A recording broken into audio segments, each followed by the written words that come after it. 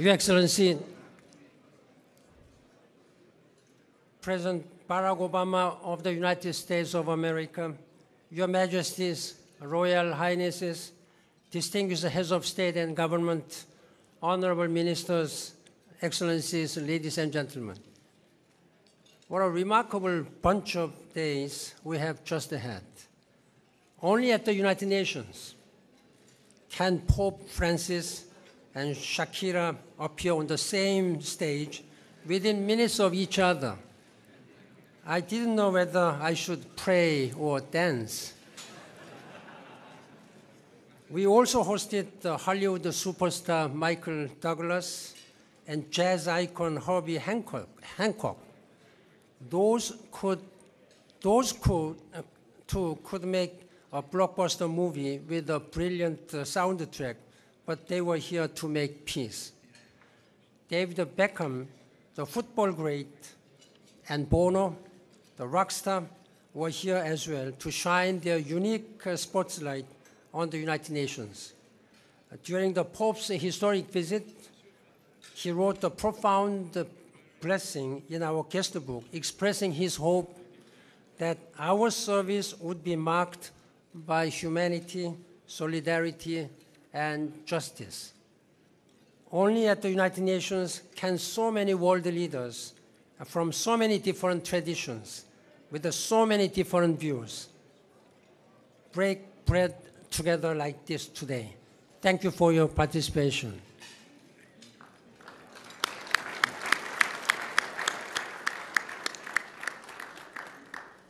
I would like to express my gratitude to President Obama and the people of the United States for their continuing support and to be a wonderful host country.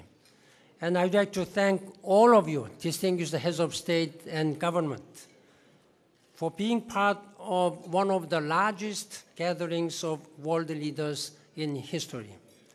We are celebrating the adoption of the 2030 Agenda for Sustainable Development. We are also marking the 70th anniversary of the United Nations. At the end of this lunch, we will present to each of you a beautiful book marking this occasion. Please carry it to your home. We are celebrating, but we also know that these are times of turmoil.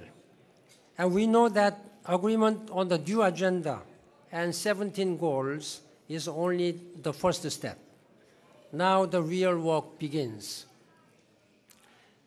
As they say, there is no such a thing as a free lunch. Here it is what I hope you will do. Please take the goals home. Tell everyone about them.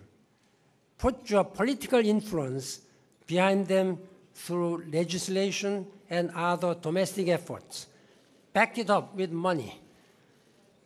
Own the SDGs and make the goals your priorities. The priorities by the leaders of the country will make significant difference. Make them come alive. This will not be easy. Other issues and interests will compete for your attention. But I believe the dividends will be great, first and foremost for your people and our world, but also for you personally. We should all feel blessed to be serving at this time. I'm confident that the SDGs will do what the MDGs did, only more so. And I believe that years from now, you'll be able to look around at the impact of the SDGs are having, and then look back at this period and say, proudly, look, I was there. I helped to set the SDGs in motion. Some leaders and ambassadors serve when things are quiet. You are fortunate to be in office when there are so many big challenges on our plate. I will count on your leadership to pass today's test and set the stage for better tomorrow. In that spirit, Excellencies, ladies and gentlemen, let me propose a toast to all of leaders' continued good health and to prosperity of your country, and to the prosperity of the whole world, and to the United Nations, and which is in its 70th year is as vital as necessary ever. Thank you very much. Cheers to the United Nations.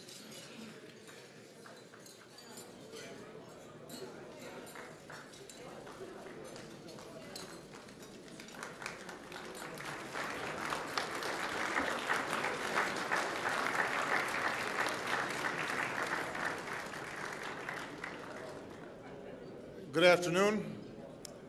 As always, this lunch comes right after I have spoken, and I think the Secretary General designs it that way to keep me brief. You've heard enough from me already today. I do want to take this opportunity to welcome all of you once again to the United States and New York City as we mark the 70th anniversary of this institution. And I want to thank all of you for the work that we have done together. In particular, I want to thank our Secretary General for his outstanding work. Mr. Secretary General, you have helped to mobilize the world around a host of urgent challenges: humanitarian disasters, our new sustainable development goals, and climate change. I value your friendship. I value your counsel. I'm glad you think that we're all lucky to have this many challenges. I don't know if you personally always feel that way, but because of your tireless work, the world is a better place.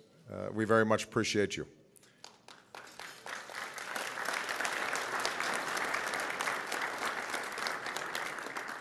One of the Secretary General's predecessors, Dag Hammarskjöld, once said, "The pursuit of peace and progress, with its trials and its errors, its successes and its setbacks, can never be relaxed and can never be abandoned."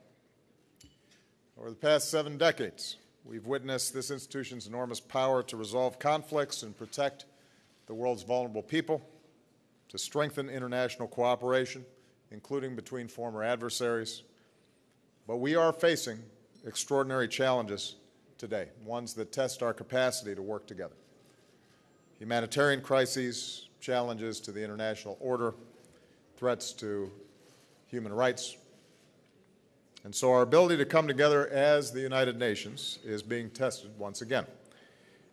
When I think about the true measure of our success going forward, the opportunities that we create for our people, the security that we provide them, our ability to address terrorism or the ravages of climate change, I feel optimistic that we can tackle these problems if we all work together.